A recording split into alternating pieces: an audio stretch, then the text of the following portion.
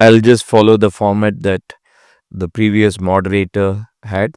Uh, Speakers could have their papers presented and a couple of questions, and then in the end, we could have a broader discussion that we would want to continue with. So, Ananya? Yeah, sure. Thank you. So, thank you so much for having me. This it's been a great conference. You know, sort of where I feel that we're at our aspirational best over the past day and a half. Different groups coming together, trying to think about the big problems, and I hope that this is not a one-off interaction, and we keep doing this. Um, I apologize that you have to listen to a second paper of mine because someone, Anindo was complaining that Saharsh presented a joint work, and now it's my turn. So this is joint work with my co-authors Arushi Kalra, who's at the University of Oxford as faculty in the economics department, and my wonderful PhD student Stella Chen. I think Avi was talking about how he was working into the VRs in the morning with AI. I was working in the VRs of the morning over Zoom with Stella, trying to get this. Yeah, okay, yeah. So it's human, and AI probably.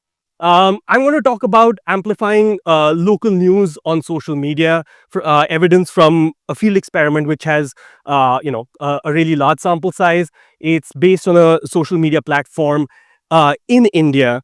And again, trying to tie this back to the discussions that we've had over the past 24 hours. We're talking about all these digital products, digital infrastructure, new services.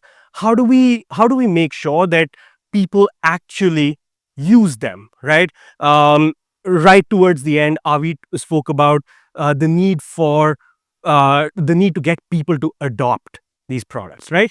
So local news has been, historically a vehicle through which, people get information. They make decisions on public goods, build communities. It's the same sort of vehicle through which governments can actually provide information about what's happening. Um, it's not only civic or social life that local news helps, just in terms of thinking through firms benefiting from the information that's available within that local ecosystem. So local news is potentially valuable. It's potentially valuable to sort of channel all the information that we might collect here. But there's also this trend across the world. In fact, in the U.S. and Europe, local news has seen a structural decline. With the advent of the internet, online platforms, ad revenue has been sort of decimated when it comes to local news outlets. With digital platforms, what's also happening is that all news becomes national rather than local. So, the focus on local communities has been diminishing over time. And often, the proposed sort of strategies or, remedies to this problem has been, to focus on the supply side. That let's try and create more content, or let's try and pivot and focus on other on topics that will make sure that local news survives. And that's also been, a focus of my work here, which focuses on, okay, how do we, how do we make sure that content remains at the same level, even if monetarily things are not doing well. This is the US and Europe. I'm going to talk about India. Um, it's a similar picture is emerging in India, though with a lag. Local news has been, and newspapers, physical newspapers, have been, reasonably popular, and had stayed stable for a while. But now we see a bit of the same decline coming in with, again, the national focus in terms of news, digital platforms taking away revenue. Again, when we think of solutions, it's always okay. How do we maintain that same level of content? In this project, what we're trying to do is the following. We're trying to look at the demand side, right? The information ecosystem is changing. Um, Demand, what people are willing to consume, actually ends up shaping what is produced down the road.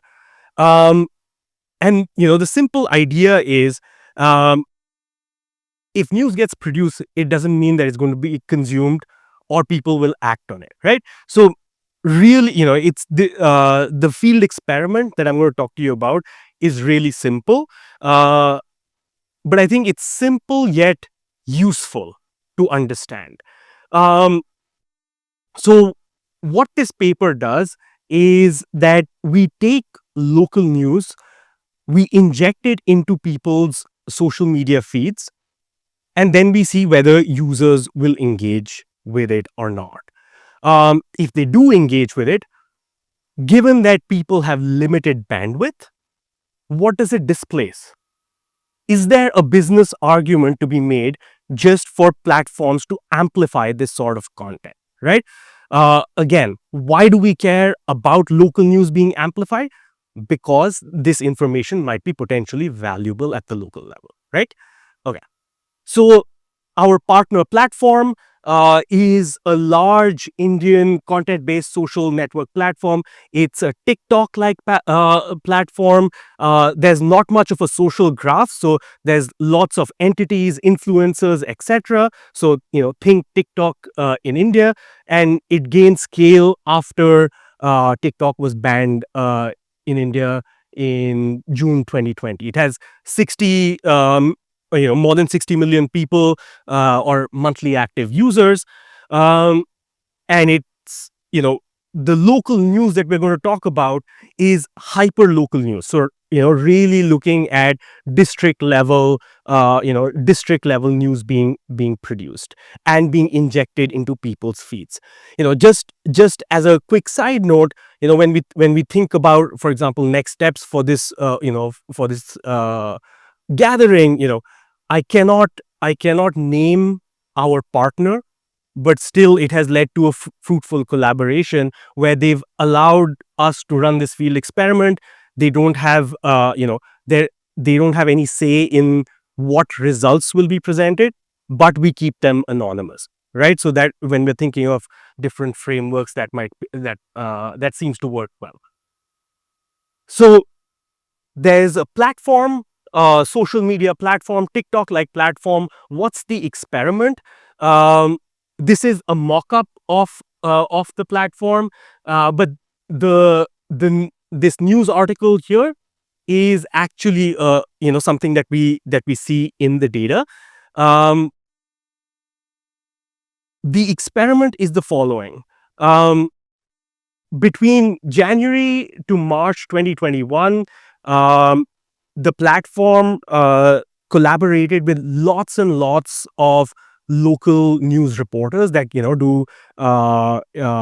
that write stories on a variety of topics, and then they take all of that and inject it into the feeds of all users. So there are 60 million users at that time, and there are two treatments here. Two treatments, one control. The control group gets no local news injection. Okay, so it's status quo. As you would go about your day.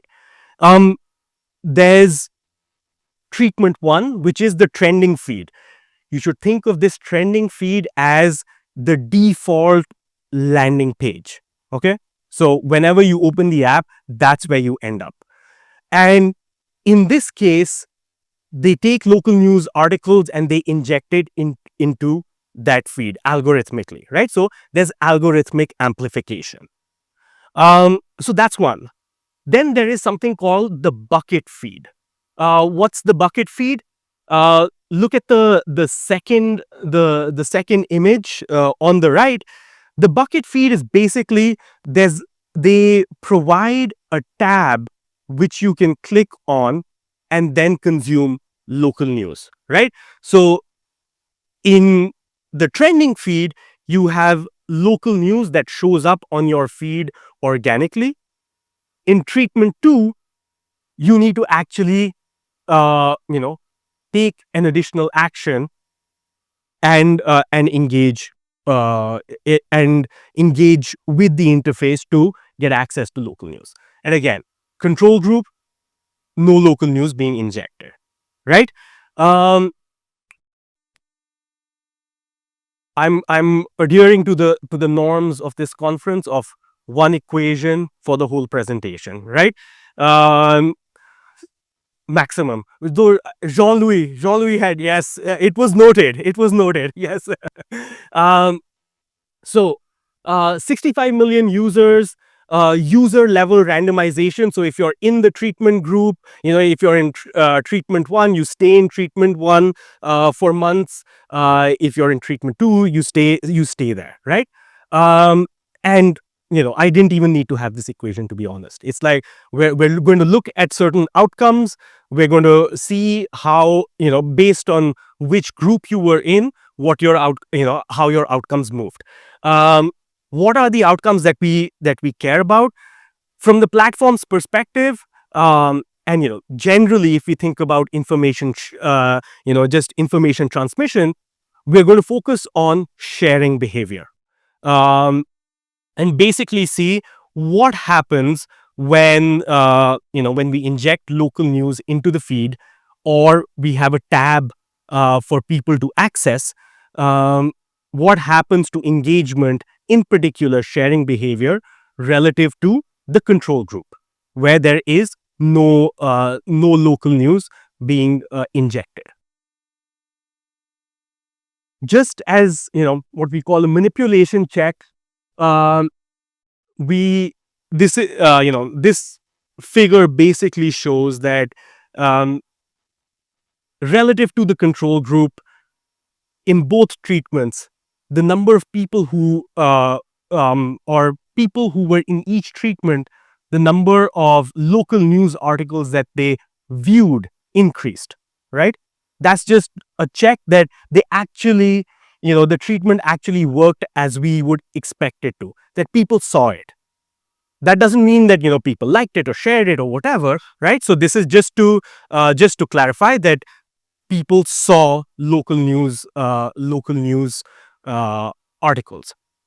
What did it displace? It obviously displaced something, um, and it displaced non-local news. And I'm going to talk about what it ended up displacing. What do we find? We I you know I I actually see this as a bit of a negative result, in that we find that local news views go up, right? People see it, and people end up sharing it more, right, relative to the control group. But what happens to overall sharing behavior? What we find is that local news shares increase, engagement with non-local news goes down. From a platform's perspective, could it be in the interest of the platform to just amplify local news with, which potentially carries meaningful information? We find that overall engagement on the platform, in terms of the number of shares, goes down. Um, Now, at an individual level, these numbers are relatively small. That's also because, in general, people don't consume that much news. But simply at the scale of our experiment, we saw that there were over 1.5 million fewer shares per month across the entire platform, because they injected local news. So again, views go up, shares go down, which is a bit of an issue. if we try to see, if we try to see some heterogeneity by gender, for example, who is sharing more or who is sharing less, actually all of the effect is being driven by uh, male social media users. So uh, the decline in the total number of shares is coming from male users. Female users, their sharing behavior across local, non-local seems to be similar. We spoke about, we've spoken about different languages, right? And the fact that you know LLMs are not great in certain languages, etc. Here, just in that spirit, I have this figure trying to understand, you know, if people are engaging with local news, is there anyone who's sharing it more or less across regions, um, or languages? Um, and we find some heterogeneity, but it's relatively it's stable and negative across most languages except for maybe Telugu and Kannada. This is my final, I think this is my final slide. Yeah.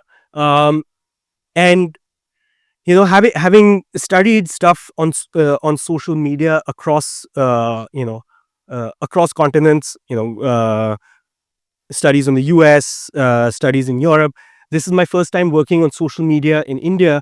And the unique bit about Indian social media is the number of good morning messages, right? And so what we, like good morning messages into the void, right? And what we find here is that, local news consumption increases, but sort of these good morning messages decrease. You know, when my first instinct when I think about good morning messages, that, oh, who cares, right? It's like that's meaningless. But if you take half a step back and think about like conversations on social media in general, and the fact that we always worry about toxicity on social media, if you think of it in that context, those good morning messages, might actually be welfare improving, right? So this is just me saying that, look, good morning messages are being sort of displaced uh, as a result of injecting local news. But I won't want to make a broader welfare statement just because, there is some positive value, some positive vibes coming out of those good morning messages uh, in general. So again, this is very preliminary work where there's a ton more to do, uh, but we're trying to sort of trying to think of how to make a potentially an economic argument for amplifying local news. What we find is a bit of a trade-off, which is that uh, you know people view local news, they share local news, but overall engagement, overall number of shares goes down, which might make it harder for us to tell a platform that, look, you should actually amplify this is meaningful information, or this is meaningful pieces of information, and it might also be good for society. But again, I feel that as the information ecosystem moves online more and more, we use generative AI tools, AI generated posts. Let's not only focus on the supply side, but also focus on how people are consuming this.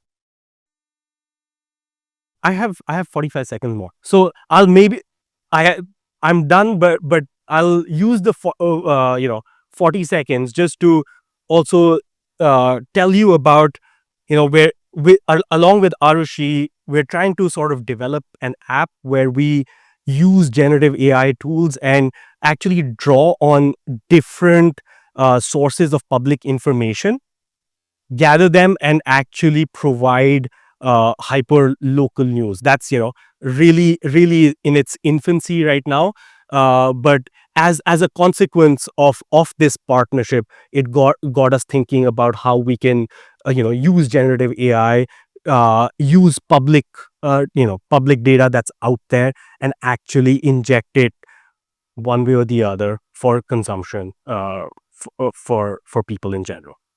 Now I'm out of time. Thanks, Ananya. Oh, oh, a question, Ravi.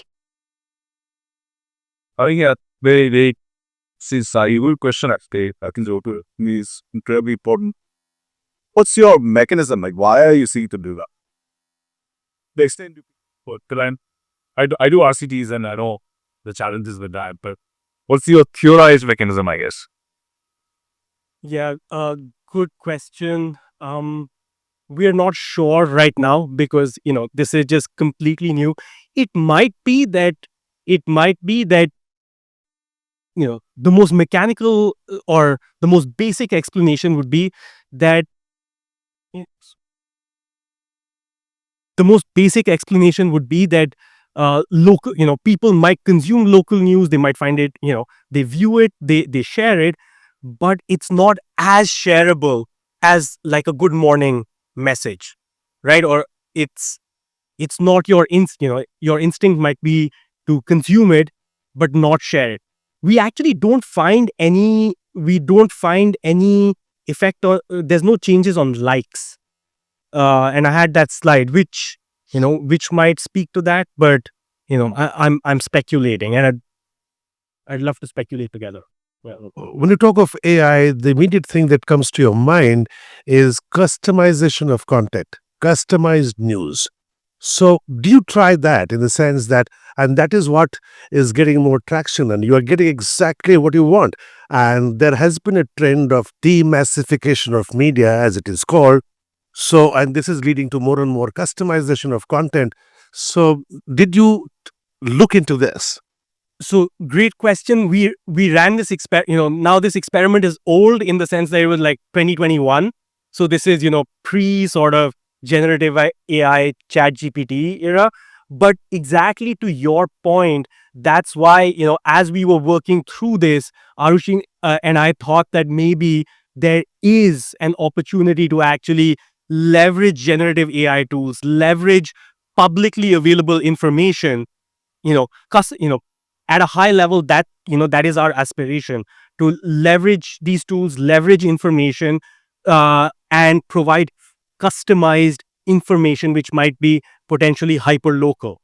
Yeah. Yeah. So I think that is the medium term agenda. Hyperlocal does get traction, but what gets more traction is Is customization. just Yeah, and more we've seen such endeavors, uh and we want to try and think of that in the Indian context, just because we've spoken about different languages. It's not only your location, but it's also the language that you consume your information in, right? So those two together make India a more unique context and exciting that way.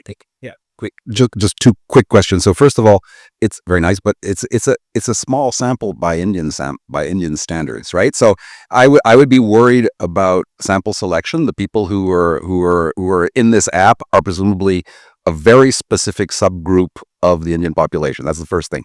It would be interesting to know what their Correct. observables are. The second thing is, when you were showing one of your tables where you had the mean values for the control groups, so you had 2.3, I think it was for the non-local, and it was 1.5 times 10 to the power of minus 4 for the local news sharing. Okay, so statistically speaking, the local news sharing is a rare event. That's right. Okay, Yep. so in my experience, when you have that sort of thing, a lot of people will tell you estimated by OLS. Wrong. Bad distributional assumption. Either do a Negbin or a Poisson or a rare events logit, and you'll probably get bigger effects. I am happy to take the econometric conversation offline because I wouldn't want to subject but yeah, I mean, there's some theory around it. Happy to chat. Yeah.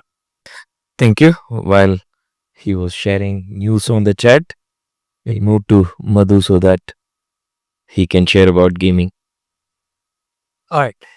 First of all, thanks Ravi, thanks Suresh and NCAR for organizing this conference. It's been wonderful, um, both yesterday and today. In addition to listening to talks, it's actually been inspiring. It's giving rise to a lot of good ideas on what we can pursue further as well. So, in that sense, great. It looks like we share a lot of commonalities in terms of working either late night or early morning to finish our slides and bothering our co-authors as well. Now, one of the things I did, of course, is much against my co-authors' wishes. I've removed a lot of the math, so I don't think I'll hit the maximum one equation limit as well. Um, I do have an appendix slide if you're interested, where we can go into those numbers.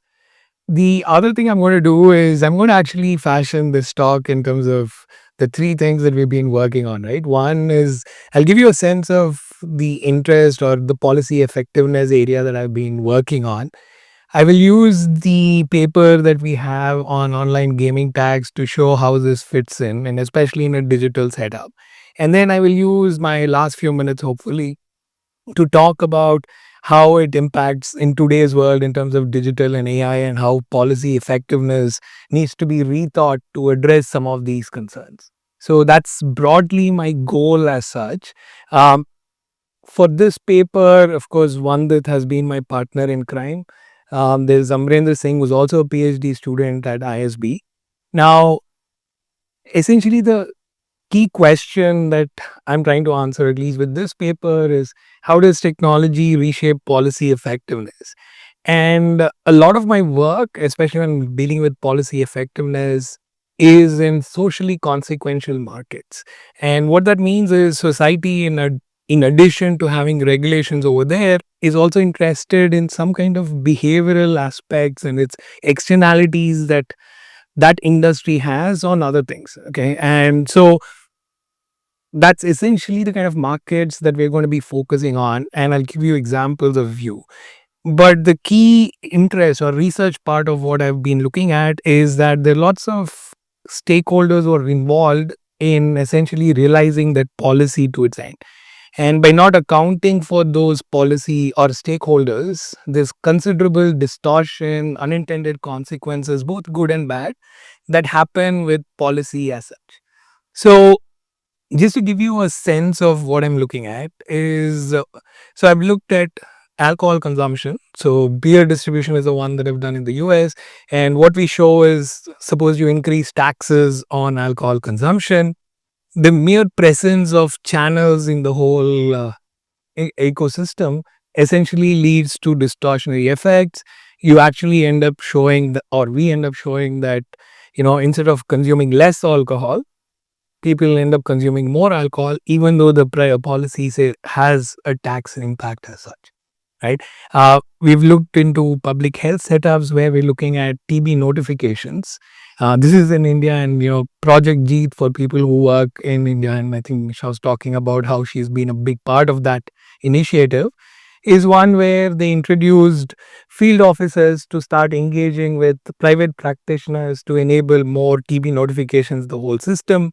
What we look at is essentially how, having different compensation schemes affects what the outcomes you see at the end of the day. Okay. And the distortions that happen because of compensation schemes as well. Likewise, we've looked at YouTube Kids. Ravi and Sumit have been part of that. We have examined factors that affect kids' digital video consumption behavior as such. We have also looked at how just having laws around it affect what content creators do in terms of producing content. So that's another area. Now, the paper that I'm going to talk about today is on, online gaming. And of course, India, this has been a hot button issue for a long time, right? And of course, we've been looking at price increases. The latest update for people who don't know is India has actually banned the complete industry, has come up with a new set of laws on essentially there's no more real money gaming. They've shifted into entertainment and gaming as a category as opposed to real money gaming. And our research will have something to say about what we expect to see even in this new environment. So, what is the fundamental policy trade off that people are interested in? And this is, by the way, this is not new stuff. This is very traditional, which is set up, which has been set up for a long time. Goal is, can governments essentially reduce this harmful consumption while still enabling growth simultaneously? That's what people are trying to do in general, right? There's a balance between, harmful consumption or what society considers as detrimental to its effects, and at the same time, I don't want to reduce innovation, I don't want to reduce growth. And in traditional wise markets like alcohol, tobacco, lotteries, it's very familiar, right? So higher taxes raise prices, higher prices will lower consumption, and that is manageable because markets are kind of bounded, right? And people understand that I can look into these markets and figure things out. Now, the key thing with digital wise markets is there are clearly non-zero switching costs. I can move from one setup to another, and I can also go from offshore to unregulated competitors. And this is a big thing that is happening in India, right? So, I can ban essentially online gamers here or the gaming companies out here. What do I do about companies which are outside of India or apps that are side loaded where consumers can do it themselves? Okay, and we'll show you how big of an effect it has. The other part, and this is where regulations kind of get difficult, is a lot of platform ecosystems do span jurisdictions. So they're not just based in India, so they may be based in US. Ireland is a big space for some of these platforms. And so you will have to deal with different regulations. You have to deal with different regulations, which makes enforcement much harder. And of course, a lot of times it's very difficult to track these alternatives as well. So, what is our setting for this particular paper? It's online gaming. Now, why is this important? One is right now it's huge, it's popular, it is attracting a lot of revenue, 400 million plus users. There's a lot of high stakes involved in this setup. We're going to be talking about real money gaming. How many of you here are familiar with real money gaming or have used real money gaming apps? Okay. So if you think about real money gaming, it can be distributed in a lot of different ways.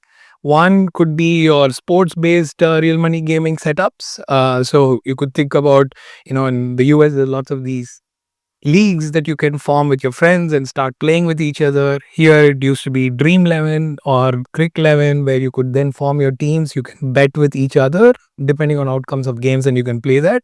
There's also ones which involve games of ability, right? So, which is basically some kind of a poker or a rummy kind of a game. Ludo is one of those that is right at the intersection. People have doubts on whether it's a game of strategy or not.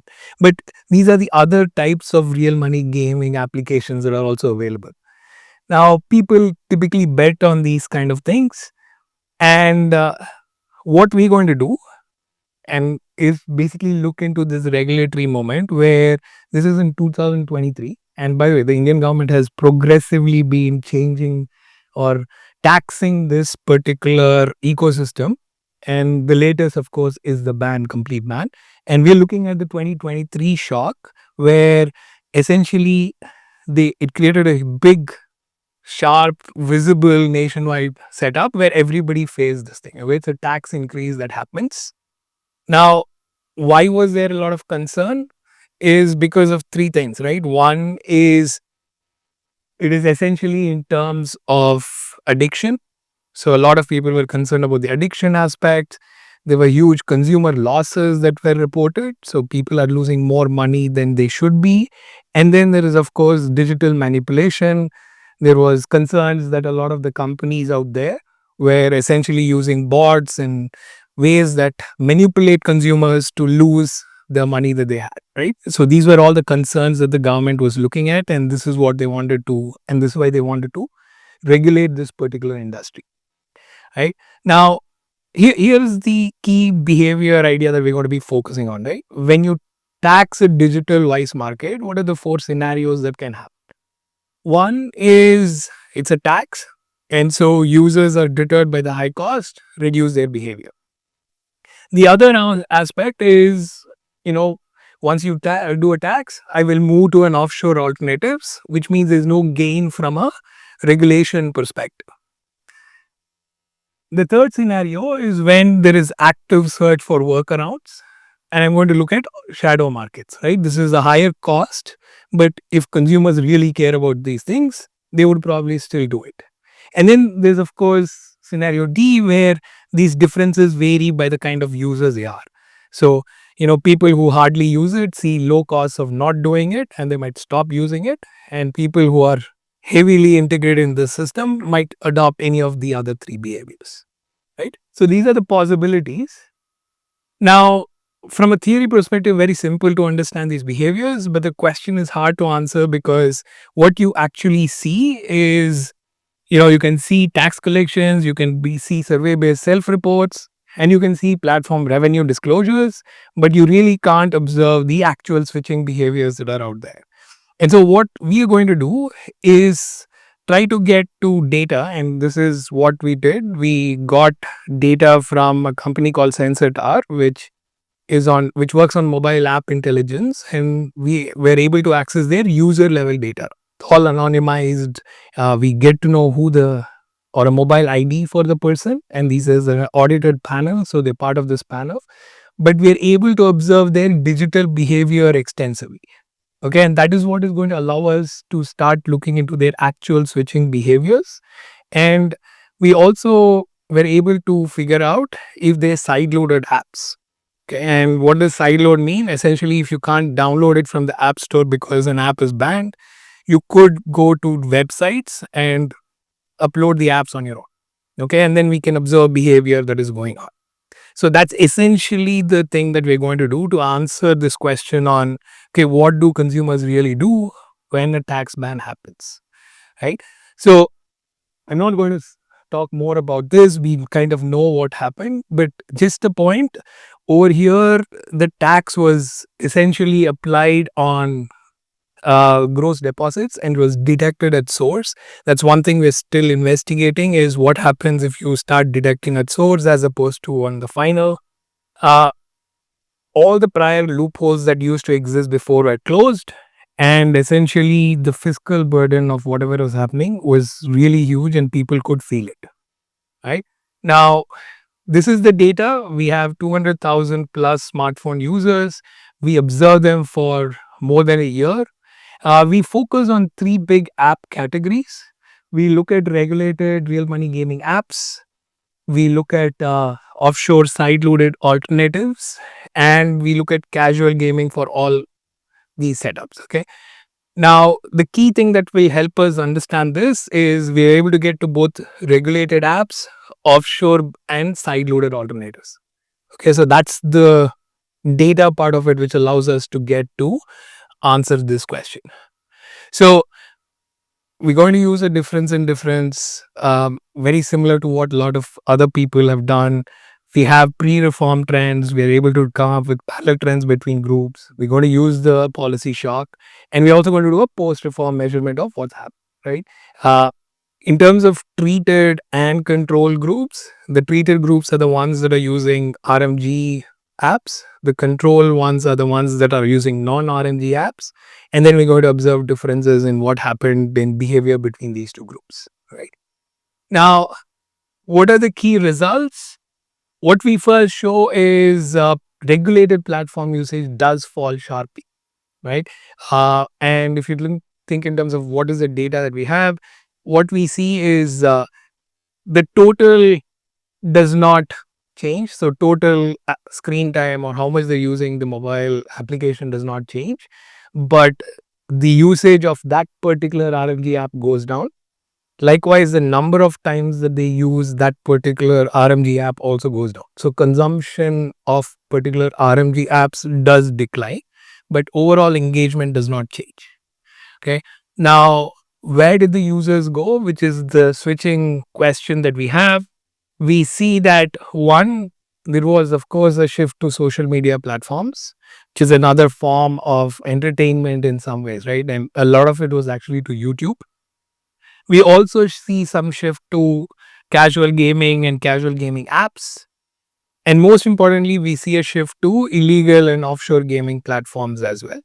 Okay. And if you think in terms of where the shifts were or what were the effect sizes on these three different shifts, the illegal and offshore gaming platforms had a bigger impact than the other two ones. The other two were there, but it was not substantial enough. Now, the third part on heterogeneity or differences across users, and this to us was very interesting, is on light users, the impact was not as much. In fact, some of the light users actually increased their engagement on these platforms. The heavy users were the ones which had the biggest effect. Uh, they did reduce consumption on these platforms, but they also saw the biggest shift to the illegal and offshoring apps as well. Okay, so it's almost like behavior did not change, but shifted from places where you could see them to places where you could not see them. Right? Uh, Yeah, so we also try to triangulate and provide more evidence on this. We did see search spikes with offshore operators. So if you look at Google search trends around the same period, we see a substantial increase in search behavior for these offshore and illegal gaming apps. So that was definitely there. Now, we also have access to overall app data. We do see revenue declines as well. So average monthly revenue per app did fall by close to around 7.5 lakhs. So there was a decrease in consumption or revenue consumption at the app level as well. So revenues are going down, consumption's going down, but behavior in some ways is not changing. It's just shifting to a different setup, right? Now, what are the key lessons that I have in the next 3 minutes? The first thing that we kind of think is going on is one should start thinking about migration as such over just deterrence. A lot of times we think about regulation as saying, I will stop this particular channel. But a lot of times behavior is much more complicated than just reducing access. Maybe we need to start combining with other setups which also change behavior. So that is one. The other one is user heterogeneity does seem to play a big role. If you're going towards people who are addicted to these things, and Pranav, of course, is very interested in addiction behaviors and those kind of topics, I think it's not a straight answer to just say, let me just take things away from that. It probably needs us to start looking into overall behavior and say, okay, look, maybe we need to start providing them separate kind of access. Maybe this is good for light users. It's a form of entertainment where it can, work with YouTube and other social media setups. Having fun with friends is something that we all indulge in. And maybe a light-hearted amount of fun is not bad. And so we should start discriminating between types of users and what it does to them from a general ecosystem perspective. The other part that I have is that platform structure is actually policy infrastructure. And this is something that I think a lot of people in this audience will resonate with, is that a lot of times when you're thinking about digital regulation, it's actually it's inseparable from platform ecosystems, and platforms work as ecosystems. And so whenever you're thinking about policy in these areas, we should also be thinking about how the ecosystem will change and what the ecosystem is doing to enable or reduce incentives with regards to the policy.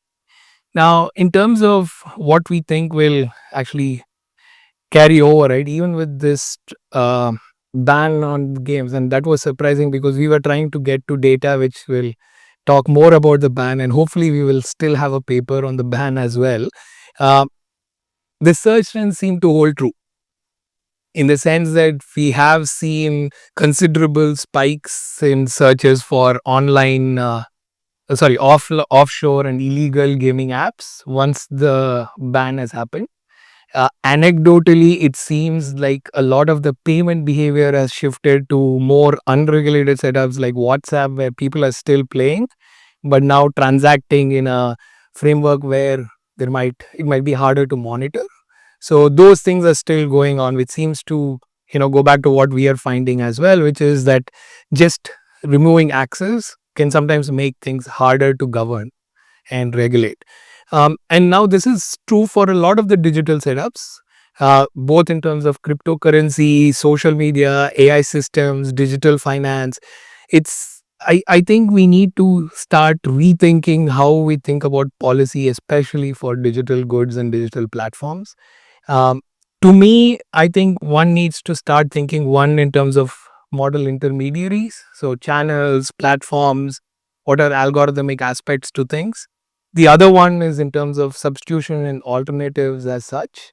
And then the last part, of course, is to design for substitution, right? When we're thinking about platform policy or digital policy, we should start thinking about alternates and also in terms of regulating those alternates.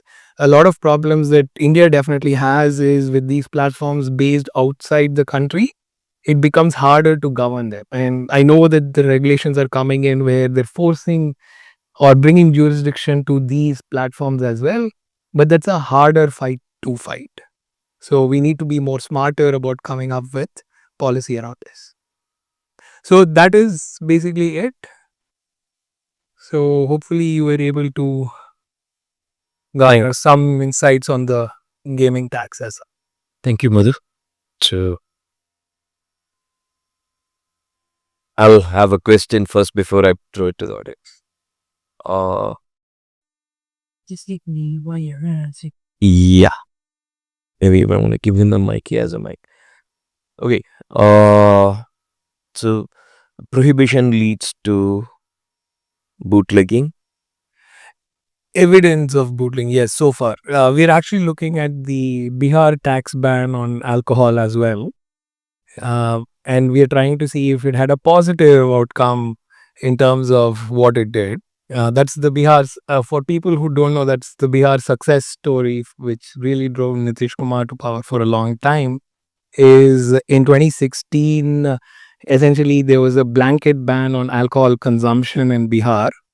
And it supposedly led to a lot of developmental growth in Bihar because people were already spending on that. There, the evidence seems to suggest investment in education and transfer of that money that was spent on alcohol into developmental activities and more control for women as such. So I wouldn't say just bootlegging. Like I said, there is other evidence. And did you distinguish between skill-based gaming and We did. Yeah. So our analysis incorporates. because ban comes for non-skill based digital gaming? I think the way the regulation is, it's set up very clearly for real money gaming, and they have a clear definition of whether it is. And I know that legally, game of skill is different from game of chance, and we are using the government's definition of real money gaming. So there is payment involved or money being transacted. Ravi. So this seems like a really lousy policy, right? Because behavior hasn't changed, tax revenues have gone down for the government. When people get into drugs, we send them to rehab, right? So what are the equivalent, behavioral interventions out there? Is there like a, AA, equivalent, or is it in the interest of the platform to basically, charge, like once you see somebody getting addicted, to derail themselves, right? So any thoughts on that? So very hard question. Partly because I don't think it's my area of expertise. Ideally, yes, I think we should have some targeted interventions for de-addiction, right? And the platforms have tried some of this because everybody was aware of the regulation. So there were some efforts to self-regulation by reducing efforts and time spent on platform. But I think what ideally would have been is a common gaming ID or something which allows me to track behavior across platforms. And it still does not address the illegal and offloaded setups. So some measures are possible, but I don't have an answer for how you take care of digital setups. One of the three, So if you look at a similar policy regulation back in the West, let's say, and I'm going to distinguish between the European Commission and the US. In the US, regulators look at all the entities involved on a platform, such as in your case, it's not just consumers, it's also the gaming companies and potentially the advertisers. And their thinking is we should look at the net welfare effect before making any regulatory changes. In the European Commission, they're entirely focused on consumers. They don't really care about gamers, advertisers. So I was curious if you had to, let's say, talk to policymakers in India, which way would you swing? So, anecdotally, again, is I think there's a lot of consumer slash political capital at play in terms of how policymakers move towards certain setups. So when I said political, the political economy at play, think in terms of news releases on how many people are losing money. Even if it is 1%, the salience on those events are much higher than from a welfare calculation as such, right? And then, of course, there was manipulation and lack of proper governance controls on this. That's essentially how I see policy being played here. Is it being legislated or is it being judicially educated? There were a couple of judicial This adjudications. ban comes from judicial education or No, this one was legislative ban? this was a legislative ban. Okay. Madhu, this is on your deeper research agenda. How do we distinguish between addiction and preference? To what extent should we allow government to start regulating our consumption? Why just this? Why not also regulate LV bags? They cost $10, people pay $3. Or shopping addiction via Myntra. So I'm going to sugar. Sugar, cheese. So I'm going to do a nice deflection here, which is to say that this is a societal problem. And to the extent that you see politicians or policies reflecting societal concerns, that is where this is, right? This is not a purely economic question at play. It's a societal thing, and societies vary on what they think are good and bad. And so that is how the things roll.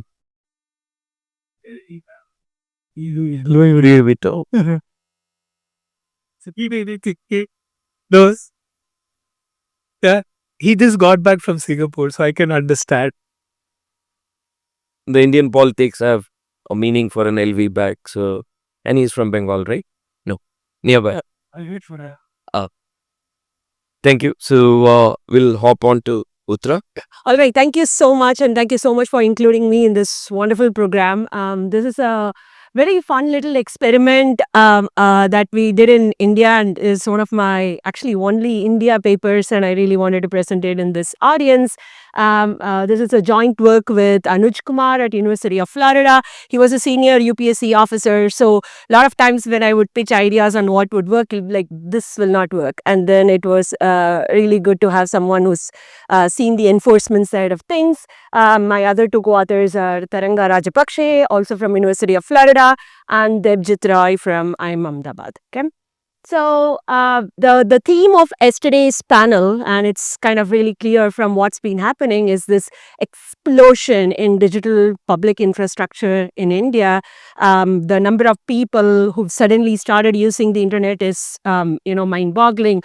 Big demographic shifts. Over 100 million people have first started using internet in India. So the opportunities out there are tremendous, right? And all of us in this room, policymakers, social scientists, we always get excited at the possibility that when you give access to 1 billion people to this tremendous technology, what can they do with it, right? Like the amount of the impact that it can have on their everyday realities of their lives and also their social lives and economic realities is just mind-boggling, right? The thing though is to deliver lasting impact for bringing technology to the masses, we need to go away from sort of this traditional technology adoption models and think about the environmental constraints, the behavioral drivers that are very unique to the Indian market, but also people who don't have that kind of access. Yesterday remember the one of the panels, Sonali madam was talking about how when girls get phones, the families don't give the phones to women. So this sort of idea that I just make this app and give it to people and people all will be good does not really work in reality, right? So again, all these factors are really, really big. So the vehicle through which we can sort of like address a lot of important changes are these category of apps called life improvement apps. And overall, what they do is they confer a lot of benefits to end users. This is across many different categories, right? Like mindfulness, mental health, productivity, learning, financial investments, and more importantly, in our context, safe driving, overall safety apps. These apps are amazing, and rightfully so. All the policymakers will get very excited because you are delivering a lot of value right into the palms of the underserved people. And these are ubiquitous technology aided solutions that can deliver great value. So on paper, these apps are amazing. But even in the US, these apps have, somewhat okay adoption, like 39% adoption. But the churn rate is, it's really big. Actually, in 1 month after adoption, the usage kind of goes down to only like 9% of the users end up using apps. Why? Because life improvement needs showing up every single day. This is not the moment of like one spurt of motivation that comes in, and we all want to improve our lives. So when Coursera was first introduced, I was very excited. I did undergrad in engineering, and always missed out on sociology and anthropology. So I signed up to a whole bunch of classes, and basically after that, I never really logged on. So even though I was a great data point in adoption, the usage was basically zero. And life improvement is a really hard thing. And if this is the case in the West, where we have friendly reminders on our wrist telling us to move every 200 steps every hour, which I constantly keep dismissing the notification. It is even more difficult in the Indian context, where the environmental constraints and the economic realities, telling a person, go take a walk, go buy really healthy food. Healthy food is expensive. You need to, in the US dieting culture, there is this idea of juicing celery sticks. You need to wake up 6 o'clock in the morning and juice 40 sticks of celery to be in a very, working diet. And it has to be organic cow-fed butter that you put into your coffee to drink it. Those things are really expensive, and people don't get the concept. So life improvement is not a one-shot process, but it's something that you show up consistently. That's where there is sort of this technological problem, right? So what happens, and this is a table, I think I'm your first citation for the evolving the report that got released yesterday by NCAR, and we look at what do people do with their phones, right? 66% is entertainment, and then you have social media. So if I think about life improvement in this table, I literally copy pasted this table from the report. We see it's about like 16% at best. And in fact, if you read the paragraph, people talk about this is mostly driven by urban people. Among rural people, it's even less, right? So all these, in theoretically, you can build all these apps, but adoption is very low. By the way, this is very nice, and the 66% tracks with other experiments that have been done in the Indian context by Kamlini Ramdas and Alsungo. They did this really nice experiment in an Indian slum, where they would give people access to internet, and this is data without cap, and they would find that people quickly blew through their cap usage on YouTube and other streaming apps, and that crowds out actual life improvement app usage, and they miss out on reminders and things like that. So it's not a question of abundance problem here, right? Like it's not like, oh, you throw more internet at people and more technology at people, and suddenly everyone would optimize their lives the way that we think they would.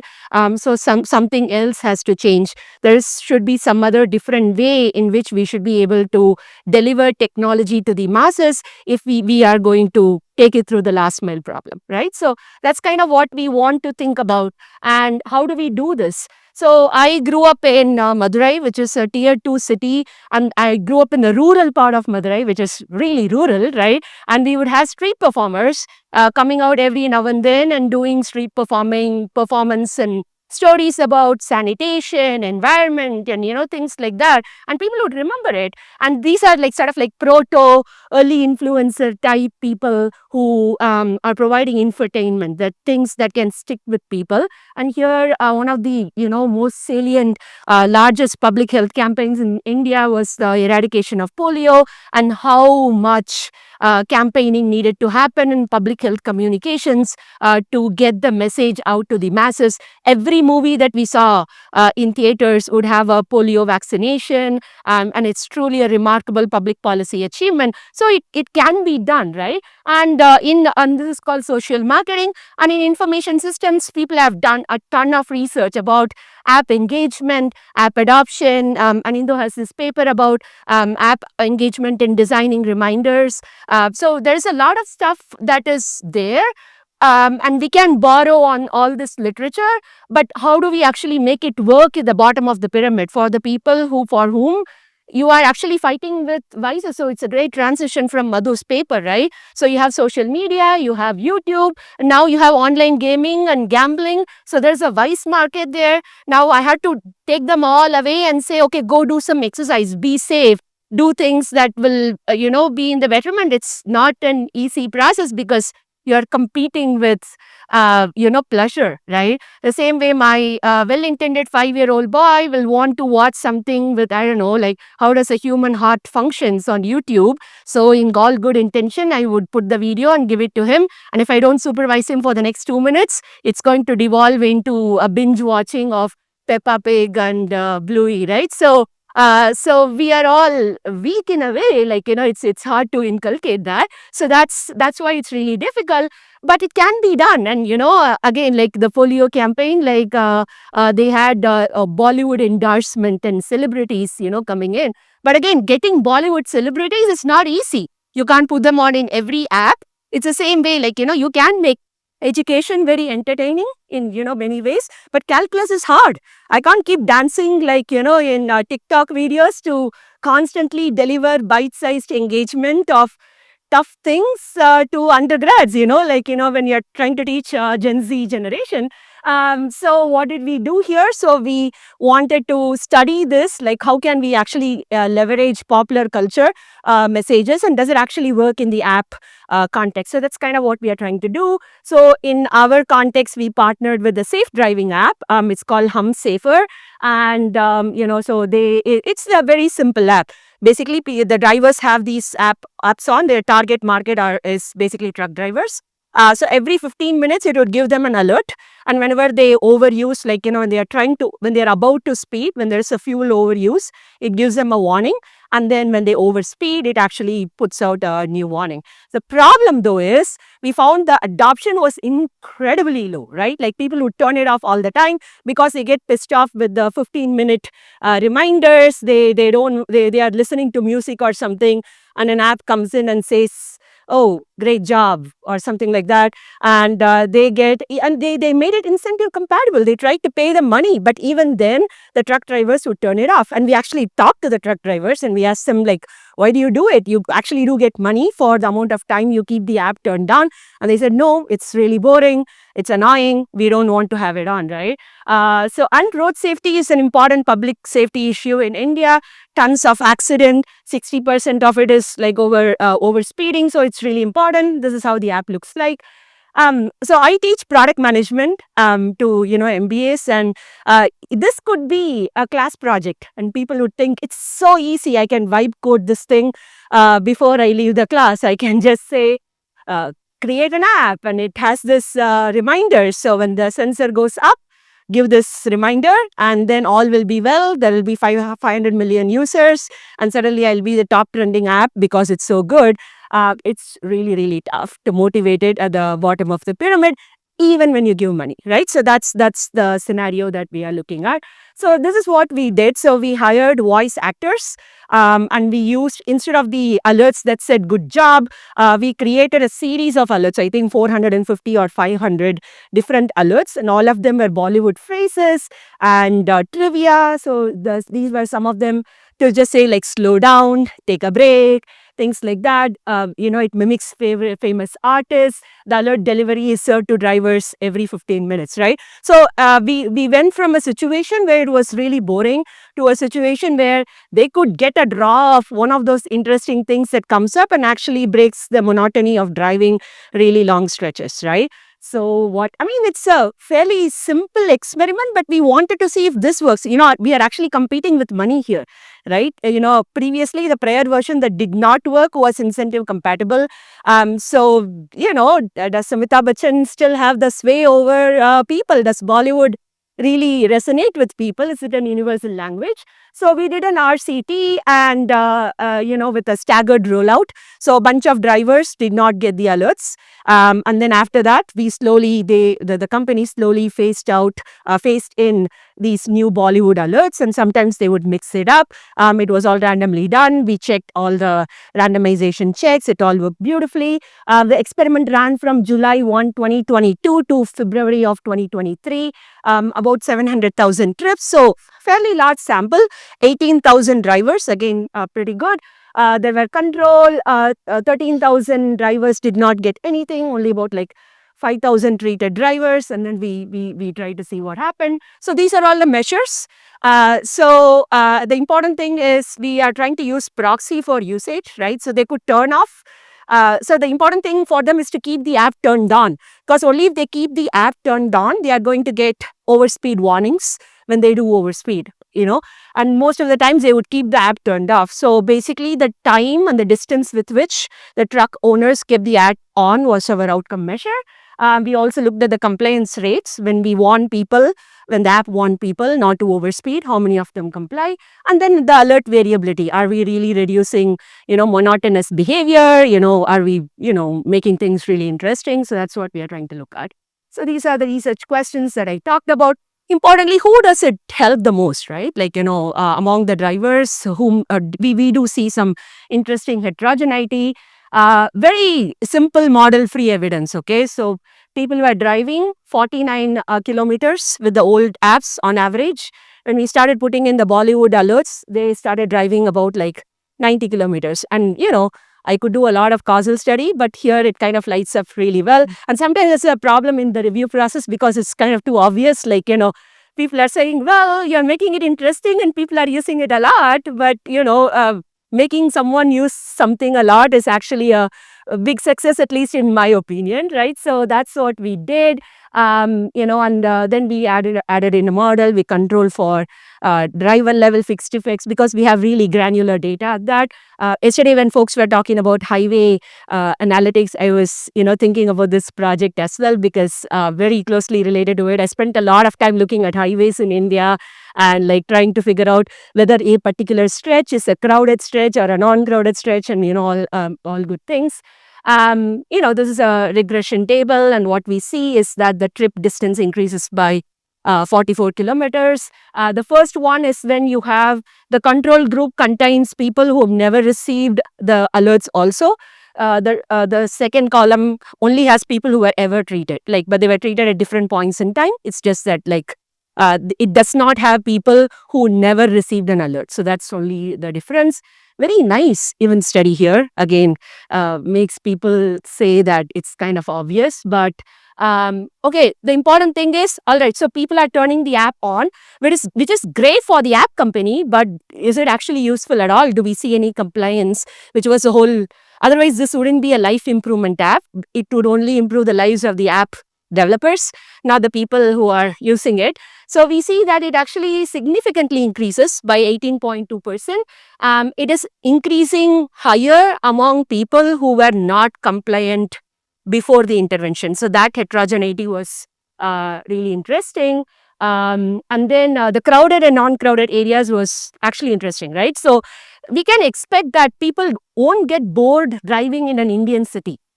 it's not like there are a ton of things to manage here, right? Like, the lane management, people zooming in and out is like a whole set of things. So the claim is that it's like my app is trying to address the problem of boredom, but boredom is not the problem in a crowded Indian city, right?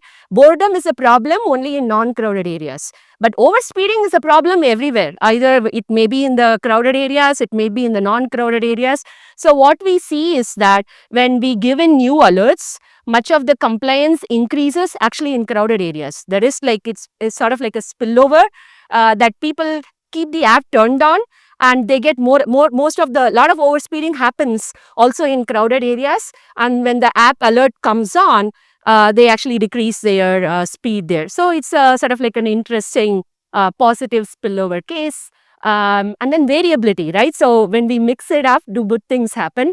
So, if you think about it, if I start getting alerts that are Bollywood based, it's really fun and interesting.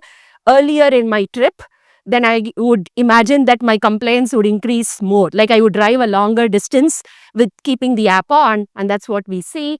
We see that if you start if you start getting early variations, this is just like bucketing people in different percentiles of usage and seeing. So we consistently see, good, adherence to this app. So the thing is it just a novelty effect? Are we just picking up on something else that is going on? Is it something to actually do with Bollywood or not, right? So one of the interesting things we observed in the data is that we can say whether the driver is a South Indian or not, right? I have not seen too many Bollywood movies growing up in Madurai, so a lot of these famous phrases I had to like Google it and figure out like what are they talking about? Why is everyone amused, right? So we actually ran a placebo just to see whether it works on South Indian drivers, and we see there's no improvement in South Indian drivers. It's only in the North Indian drivers, which kind of makes us believe that there is some value to, our claim that the Bollywood really does beat boredom in one way or another. So who benefits it most? Drivers who previously routinely turn the app off, drivers who are newer to the app. So more or less the app company was very happy because their engagement increased significantly. But given that I study overindulgence, I have a paper with Saharsh here on TikTok, and I have a sports gambling paper.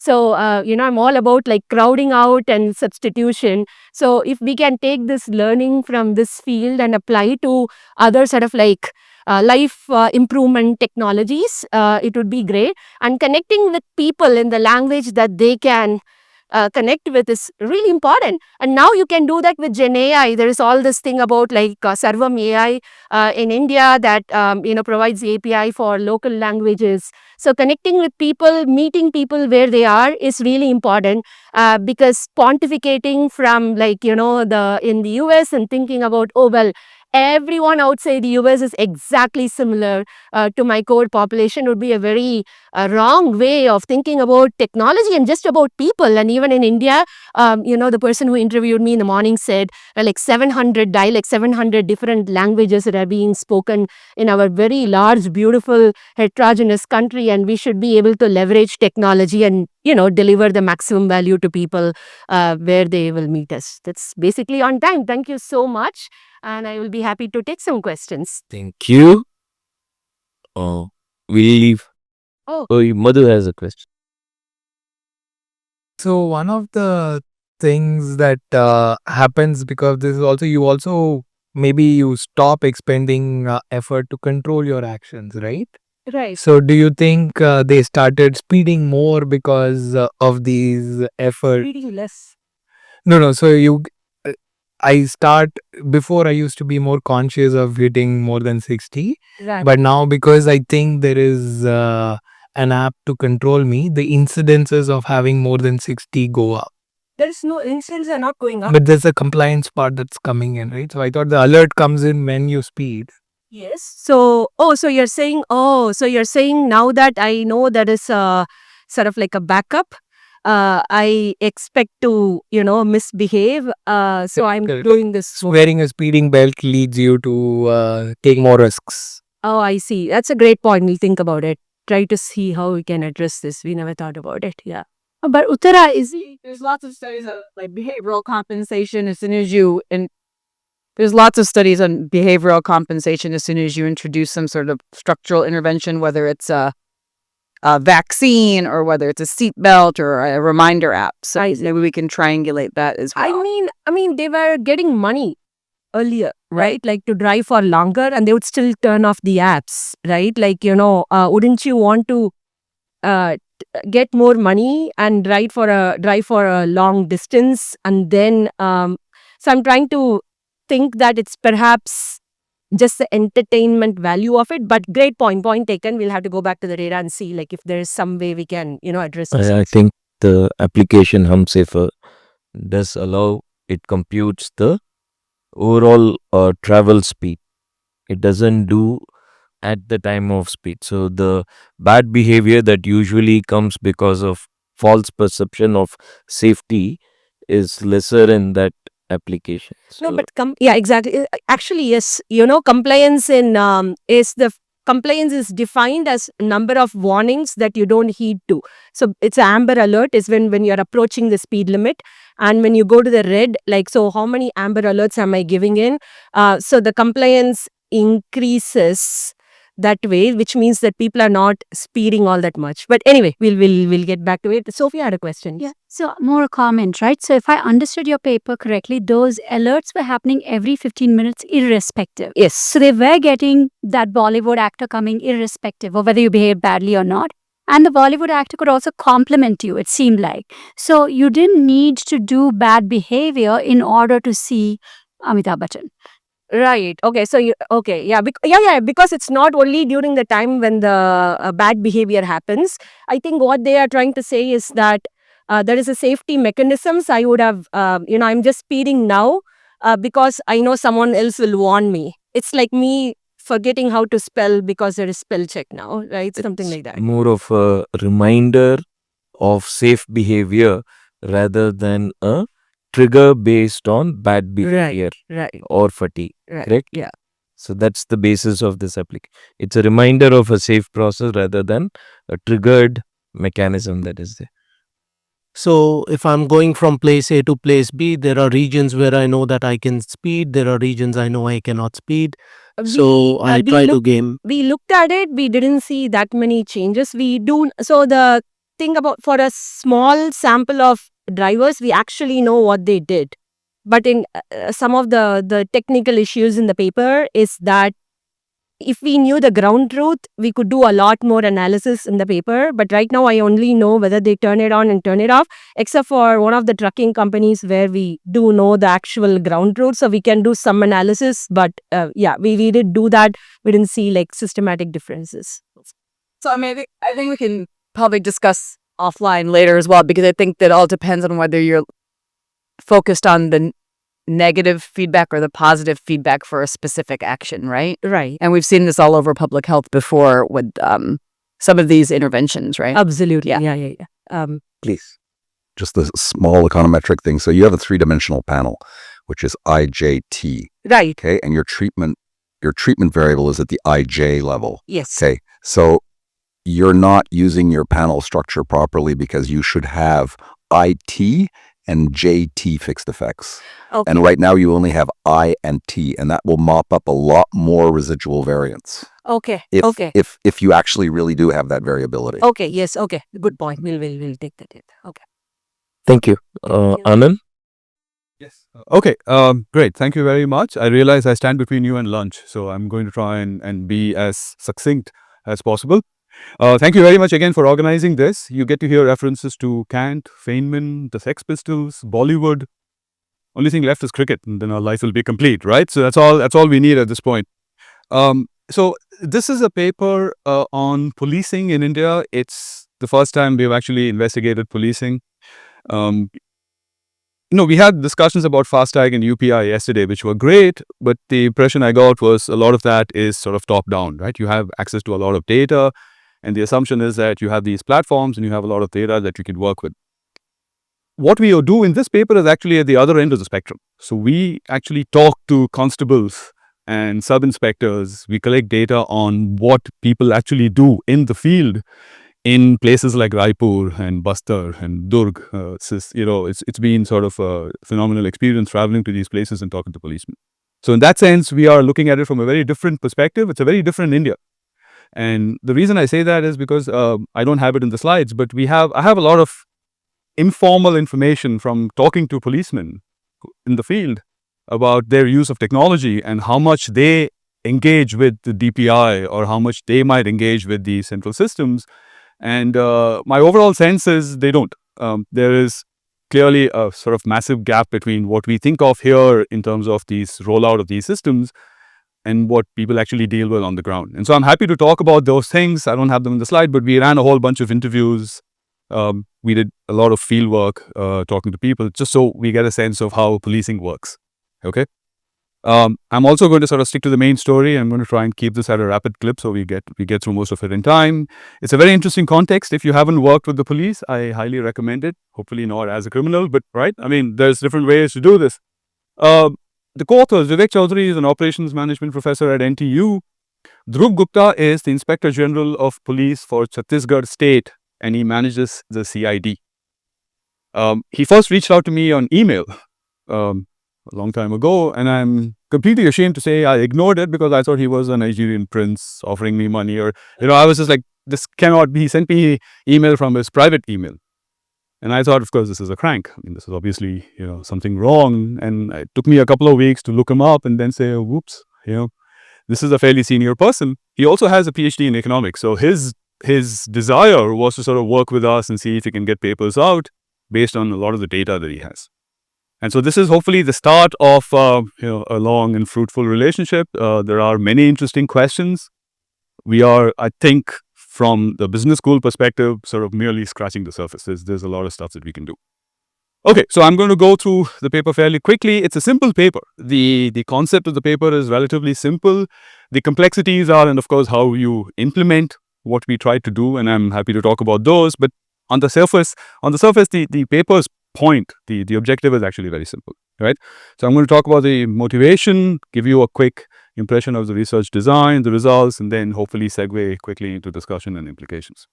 Okay, so the motivation here is in trying to find ways to make policing more efficient, right? So when you talk to the Inspector General or you talk to policemen, if you think about the criminal justice system within the country, there are essentially three elements that are important. There's law enforcement, which is the cops, the police, the judiciary, and then the corrections process. Within this system, the police serve a particularly important role, right? They are the first person, they're the first sort of point of contact for the average man on the street. They're the primary agents of law enforcement.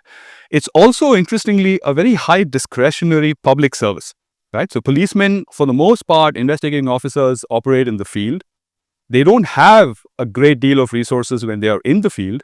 Supervisors don't have a great deal of ability to monitor what they're doing in the field. On a day-to-day basis, once you're assigned a case, there's a great deal of discretion that police officers can use in figuring out which case needs to be investigated, how much investigation, who do I talk to, what evidence do I collect, how do I put all of this together, right? So you have a situation where moral hazard is rampant. I mean, clearly, this is a situation where you assign a case to an investigating officer and you really have, as a supervisor, you have very little control on how much progress is made. And in some cases, of course, investigating officers have a lot of cases assigned to them. So this is a non-trivial problem. But the problem also is that if you think about from an average person's perspective, what you really want when you file a case with the police is you want timeliness. You want redress in a relatively quick sense. Now, policy in India, and this is all stuff that I've learned over the last year and a half, policy in India says that once you have an FIR, a first information report filed, the police investigators have between 60 and 90 days to complete the investigation. 60 days for regular crimes and 90 days for what are called heinous crimes. And a heinous crime is one where there's a minimum of 7 years of imprisonment involved. You cannot go below 7 years, right? So by definition, the policy requires that investigations have to be completed within 60 and 90 days. Well, the data that we have shows that barely 22% of cases are actually completed in 90 days. The charge sheets are not filed in 90 days. So that becomes a huge problem when you combine that with the fact that there's very little visibility. What you have is a significant problem for supervisors. So for people like Dhruv, who works obviously in this space, this is a big problem I have is I have, 20,000 cases every 6 months. I assign these cases to all my police stations and to investigating officers. Come 60 days, come 90 days, I have no information. I don't have the capacity to go and follow them in the field. The reporting requirements are relatively slim. What can I do to highlight the fact that there is this impending deadline that you have to adhere to, right? And it's an intractable problem in some ways because for the most part in India, police jobs are for life, right? So it's very rare that you essentially get fired from the police. You get transferred, but you don't necessarily get fired. The average constable is a 6th standard pass in Chhattisgarh, right? 20% of inspectors have college degrees. The vast majority of them are high school diplomas. So you're talking about a very interesting context, which is very far removed from the typical e-commerce context or the retail or the business context that we talk about, which makes this entire context really interesting, right? So because we had to focus on one aspect of this market, we decided to focus on investigative timeliness. How do I ensure, or how do I find a way to reduce the time that the police take, that the investigating officers take from the point where the FIR is filed to the point where the charge sheet is provided over to the judiciary? And I'm going to describe some of these steps a little bit here, right? So clearly timeliness is important. Timeliness, if you are a citizen, you want stuff to be done quickly. Witnesses turn hostile if cases are not dealt with in a timely manner. Evidence gets destroyed or gets modified. People get paid off. There's a whole bunch of things that happen when cases drag on. And the big problem, of course, is if cases drag on and people lose trust, then you stop bringing cases to the police, which exacerbates the problem because now you have a whole bunch of things that don't get reported, right? And your reporting numbers are wrong. So in general, there is a need to sort of enhance the timeliness with which policemen spend time on their cases, given that they are actually operating in this multi-case environment, right? I'm sort of downplaying the complexity of the operation. It's actually a fairly complex situation where people have to manage it, okay? So how does the typical investigative process look? What do you have in here? So you typically, this is what you've probably seen in movies. And I was like, oh, I've seen this in a movie, right? You have the first investigating the crime reporting, and you have the first information report that is filed. You have these various steps that the investigating officer has to go through. And then at the end of the day, you have something called the charge sheet, which is all of the documentation associated with that case that is handed over to the judiciary. Okay, so this process between the filing of the FIR and the handing over of the charge sheet to the judiciary is what the investigating officer is supposed to minimize. And by policy, that is supposed to be 60 to 90 days. Okay, but it's very, more often than not, it doesn't happen. Actually, as I said, only a quarter of the cases that we have in our sample actually hit that deadline, right? So the point of what we are trying to do, it's a very simple paper, is can we replicate visibility of some sort? Can we find a way, even though these guys are out in the field, can we give them the sense that somebody is watching? Can we nudge them? Can we find ways to sort of, and it has to be done at low cost, because interestingly, the police don't have resources. And this is the other thing that I realize. It's a quick segue. Low level of corruption in the police is actually, according to, my informants, is not viewed as negative. For the reason that very often investigating officers don't have the resources to take taxis, to take buses. They don't have resources to use, to travel to different places to actually get information. So in some ways, people actually are okay with low levels of corruption simply because it helps grease the wheels. Right? So we have a very interesting situation where things don't necessarily work the way we think they work.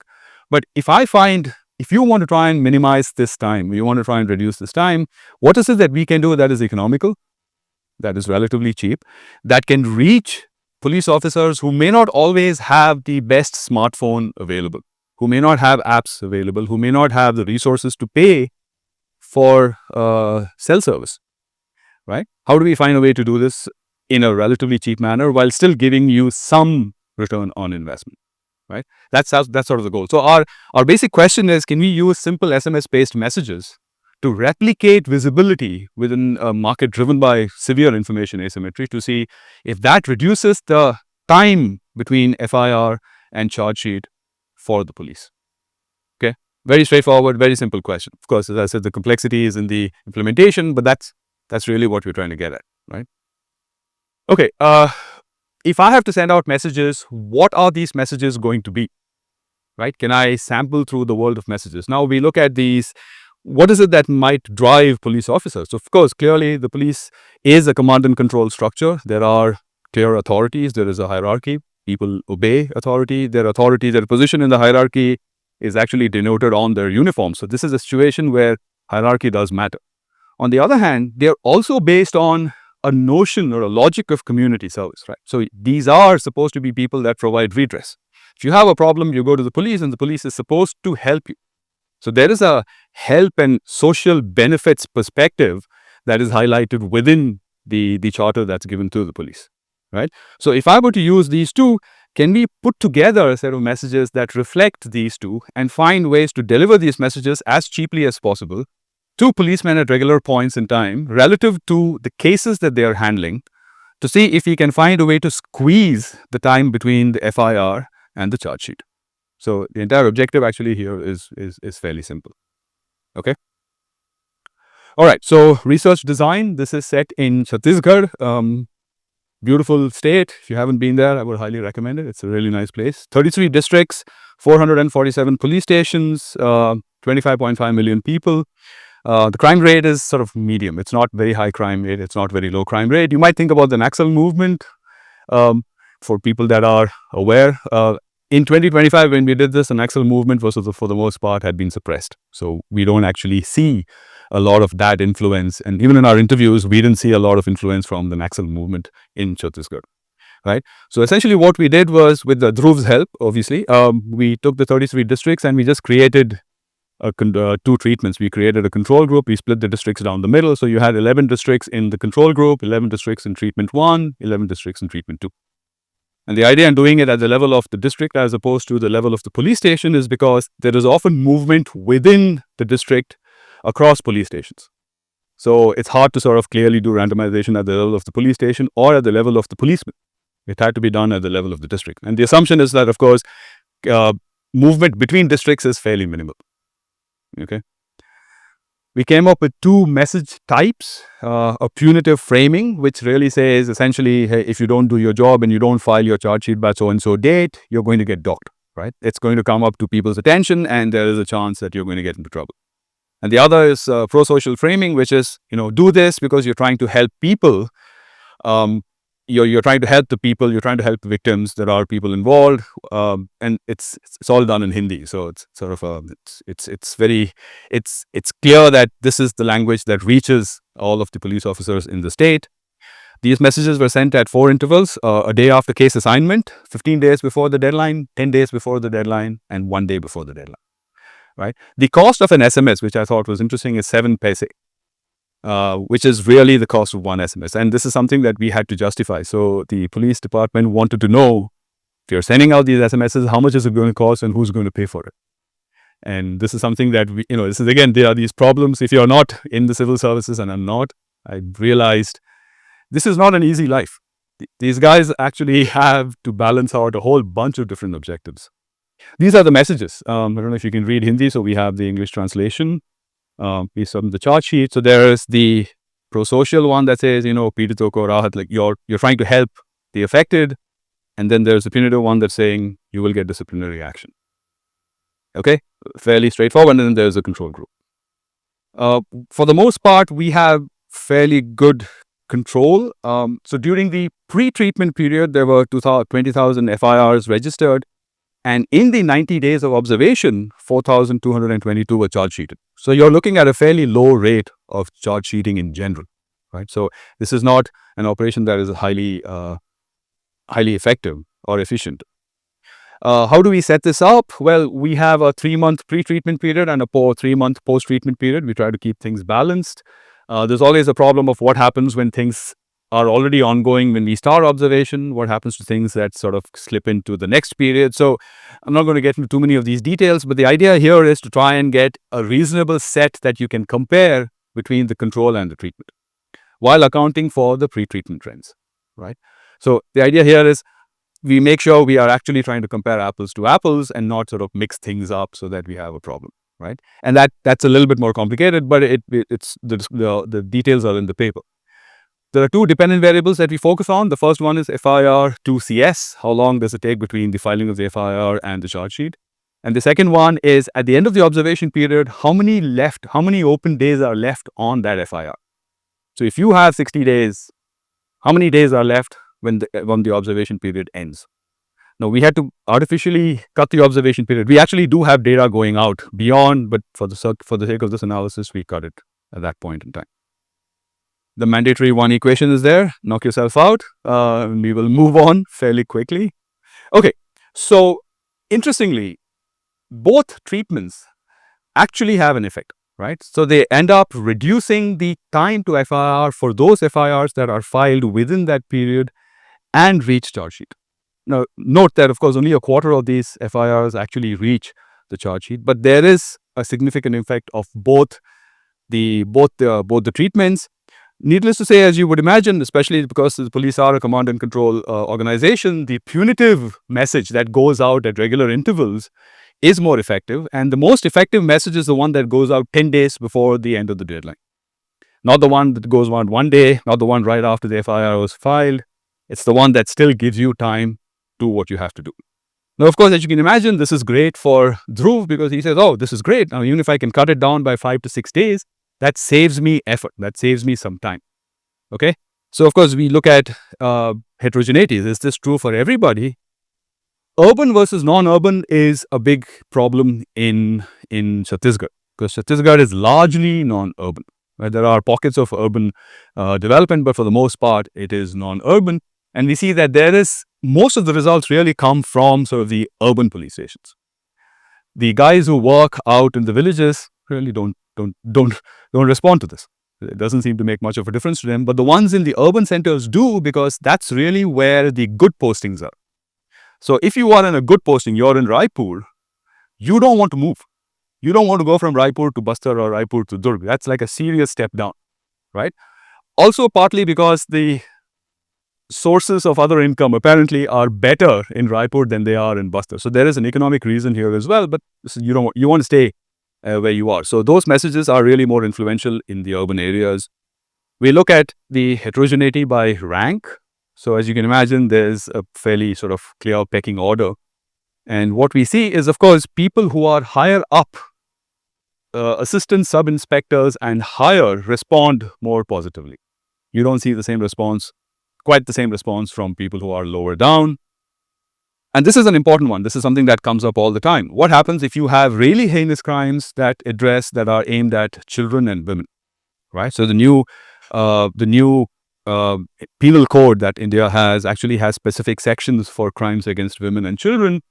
Needless to say, we see sort of a clear impact when you talk about crimes against women and children. There's obviously sort of a higher impact in these cases because even the police officers know that these cases are under visibility. Everybody is focused on these cases. They are relatively rare, but the messages do work when it comes to these cases. Okay, so what does this mean? Low-cost interventions help at 7 paise per message. That's very low cost. If you look at the total impact just in our sample, this is 3 months of observation per year. Those are the numbers we have saved: 49,000 hours and 82,000 hours in the 3-month period of efforts saved in one medium-sized state. Okay. Now, the next step is, of course, to try and roll this out across. So what is currently going on is Dhruv has rolled this out to the entire state.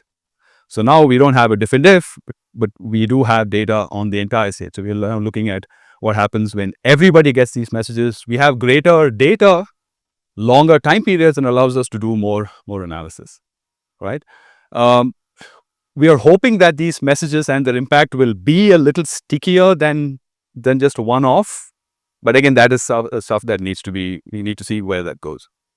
I want to also end with just one. This is the next piece of work, and this is maybe more in line with the DPI. I don't know if this did not show up in any of the platforms we've talked about yesterday, but the CCTNS is the equivalent, I guess, of the DPI for the criminal justice system. So this is a centralized system that is being rolled out. It's now in CCTNS phase 2.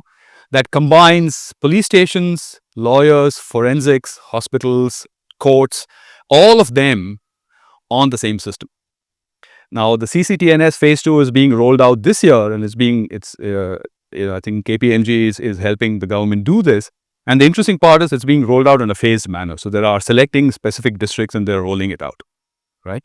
So we have an ongoing project where we are looking at sort of how do we use, especially now when you have such a heterogeneous population where there are people who have, a sixth standard education level versus people with college degrees, and you're relying on technology, you're relying on all this information on cases that have to be captured and stored online. How do we find a way to do this in a seamless manner? At this point, I have not seen any connection between CCTNS and the rest of the DPI stack. Maybe that's something to be developed. But this is like an alternative world where there is work going on to try and put all of these people together. But from what I've seen, it's not as smooth as one would think. I think at the grassroots level, there are still gaps. There are still things that need to be done before you have access to the entire stack. So I think to a certain extent, getting things all the way down to the last mile continues to be a bit of a challenge. So I think, combined with the work that we can do with data from PhonePe and UPI and Aadhaar, I think it would be nice if we could also find ways to sort of work from the other end, sort of find ways to meet in the middle. Okay, I will stop there. I'm out of time. Thank you very much. I'm happy to take any questions that you might have. Thanks, Anand. Thank you. I'll probably start off with a couple of things. One is to clarify, you need to be a 10th class graduate to get any job in India, including a constable in Chhattisgarh. So I've spoken to 2 constables who don't have a 10th class. That's a different way they would have gotten. You need a 10th class qualification. Yeah. The second thing is the CCTNS resides on a network called ICJNS. The ICJNS is not for public. Yeah. So we port my database also into ICJNS. It is not for public consumption, but a part of the database that we do will now be available for Indian academic research. Yeah. So I have to qualify at that part, but not that one. I have another question to this thing. In the investigation process, a policeman's job is to aggregate facts, identify the root cause or the causal mechanism, and you give a fact and an opinion, right? The whole process of the charge sheet filing that's where you fiddle you fudge the fact or you give a bad opinion. The fact starts from the initial reporting. If your facts are going to be different from what was the initial reporting, that is your FIR, then you'll have to justify why those facts are new. So that's the criminal justice process, how it goes about. With this process, I'm only having a supervisory tracking of this thing, right? How do I improve the quality of fact collection, which is where the problem is, and the quality of the root cause assessment? So that's a fair point. Now, even when we presented this paper in other places, the first question is, if you ask them to squeeze the time, are they going to compromise on quality, right? So do you actually have work that is done in a shoddy manner, and so the judge throws the charge sheet out because it's obviously sort of incomplete. So we have data on acquittal rates in each of the jurisdictions where there are courts across a year, before the experiment started and after the experiment started. So there is no difference in the acquittal rate. There is no difference in the rate at which charge sheets are accepted. So we don't see any obvious difference in terms of the outcomes. But we don't have the capacity at this point, at least at scale, to look at the quality of the work done in the investigation and the quality of the charge sheet. So let me also add, there is another system called e-Sakshya. I don't know if you're familiar with e-Sakshya, right? So e-Sakshya, the idea here is any evidence that you have as part of investigation has to be captured digitally and uploaded to the cloud, where it is stored behind, apparently it's stored behind a blockchain. And the idea here is once it is uploaded, you cannot modify it, right? It's tamper-proof. And being able to tamper with evidence is a huge problem in investigations. So there are two benefits in trying to reduce the time. One is, of course, you reduce the time available for people to tamper with evidence. And the second is that you sort of provide people, with the benefits because your case goes through in a more timely manner, right? e-Sakshya, again, this is all the other stuff that we found out. The problem with e-Sakshya is e-Sakshya requires you to be able to download the app on a smartphone. And I would say a good 40% of the investigating officers we spoke to say their smartphones the app does not work on their smartphone. Oh, Why doesn't it work? Just doesn't work. I'll tell you why it won't work. Because as long as there is a chain of trust that needs to be established in evidence.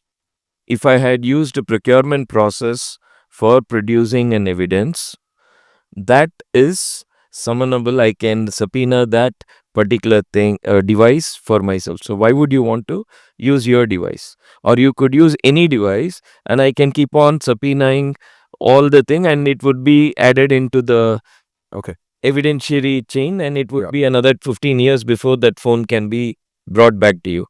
I agree. So I think these are some of these frictions that we have noticed when we do our interviews, right? And it's amazing because the infrastructure is there, right? The technology is there, the infrastructure is there.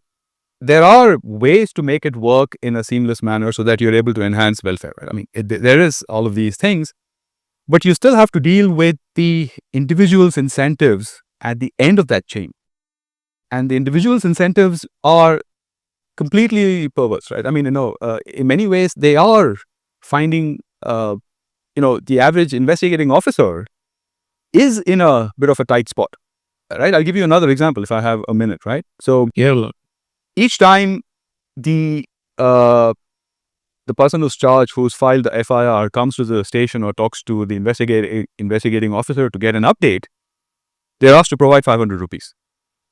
It's like, you come or you want an update and they tell you Hindi mein 500 rupees de ke jana milega, right? You will get an update if you provide 500 rupees. Now, where does the 500 rupees go? It goes to the investigating officer. So when I was talking to Dhruv, as an innocent, naive outsider, I was like, oh, this is corruption. And he said, yeah, it is. But it's okay, right? And I said, how can it be okay? So he says, look, anytime you have to give the charge sheet, you have to give the charge sheet to the judge, to the lawyers. Half the judges in Chhattisgarh will not take the charge sheet online. They want it either on a USB stick or they want it on paper. Now, when you give them the charge sheet on these USB sticks, they don't give them back. So for every case, the investigating officer has to buy 4 or 5 of these USB sticks and they never get them back. So if I'm investigating 8 or 10 cases, I'm now having to pay from my own pocket for, 40 or 50 of these things. Now, they are trivial in the sense we don't think about them as cost. But if I have to buy 50 of these every month for all my cases and I have to give these to the judges and not get them back, somebody is going to pay for these. So I asked him, why aren't the judges online? And the judges are just not online. That's it. Charge sheets are on CCTNS. You pull the charge sheets from the CCTNS. The reason why you give a paper copy, as it's called, is because the legal process starts with what is called as a case bundle. Yeah. So the case bundle is traditionally for the last 150 years has been a paper copy. Okay, so to go on an entirely digital platform, there is a hesitancy that will be there because I have learned on a case bundle marking. So that there is a thing called the e-office that came, which has addressed it in many states. I'm not sure about the progress of, I do know what is the status in Chhattisgarh, but I leave it here. It's not this thing. I quickly want to ask a clarification. So my mom worked in postal department for 40 years until she retired, and then I have a bunch of my schoolmates now who work in postal department, and my mom would go late all the time to office. Now they're all turning up on time. I'm like, what is going on? Apparently people upload it on Twitter, right? They complain about efficiency and they get lot of negative feedback. You get a memo and stuff like that. So does it happen in your case? So social media is sort of an indirect monitoring tool, right? It does not happen so much here. I don't know if Tamil Nadu is just different from Chhattisgarh, but we ask them this: do you actually see people posting on TikTok or Instagram? And they say no. Maybe retribution. No, doesn't happen. I think the sort of the moment for me was in some ways talking to, you go to Bastar and you talk to you talk to a constable or you talk to a sub-inspector, and we think about digital India and we think about all of these things that we take for granted, right? I mean, I use DigiYatra and I use UPI. And we sort of take the fact that we have smartphones, smartphone penetration is very high. We sort of take these things for granted. And I think rightfully so, because everybody that we speak to has a smartphone that works. But if you go into these smaller cities and smaller towns and you talk to people who are in these roles, it's quite striking how heterogeneous the situation is even on things as basic as access to smartphones. Somebody dropped his phone, the screen broke, he hasn't gotten it fixed. So WhatsApp works, he's happy. WhatsApp works and voice calls work, that's it. Anything beyond that is icing on the cake. So the eSakshi Act doesn't work. He's not able to take videos, he's not able to upload stuff, there is not enough bandwidth to upload videos. That's it, the entire process is stalled. But I think it's sort of a fascinating cross-section, if you will, where I think it might still take a few years, right? And of course, personal incentives are still important. I'll put it across this way. We rolled out something for a digital data collection and moving the entire workflow in digital for one type of crime. Okay, so there are many types of crime. One type of crime. So every police station in every district of this country, along with many other departments, came on board. We did it in about 18 months. And every nook and cranny of this country now uses it. That's how policies are decided on a spectrum of infra-related as well as other things. The challenge comes from, I'm sorry to put it across, the challenge comes from many times unwillingness to recognize the real problem or the root cause of why a particular thing is violated. CCTNS, after 15 years, it started after 2611 in 2009. Its rollout is still jagged. Some states have very good CCTNS, some states are not. If anybody have any questions for anyone, please throw it across. I have it for the panel. It's interesting that we are discussing deep India topics by faculty who are outside of India, PIOs, but outside of India. Why is that? Yes, you are. Yes. Well,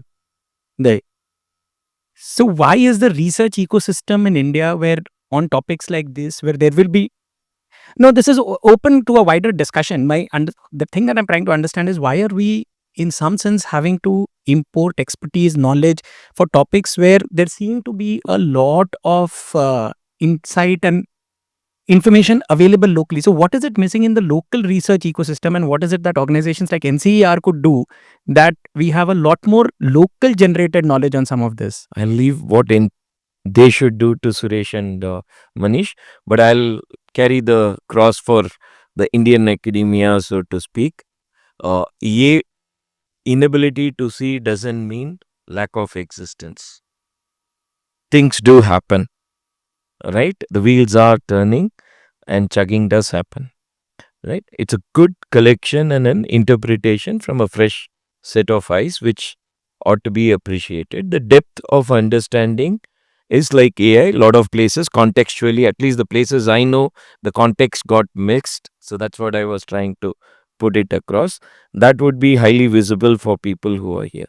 But I'm not sure of the citizenship of anyone on this panel. But I do think they do know more about India thanks to the digital connect as much as anybody sitting. I mean, me sitting in Chennai, knowing things that are going to happen in Arunachal Pradesh is going to be the same as someone sitting in Minnesota and looking at the same portals and trying to get the digital information. So going back to Mel Gibson's thing, it doesn't matter where you sit.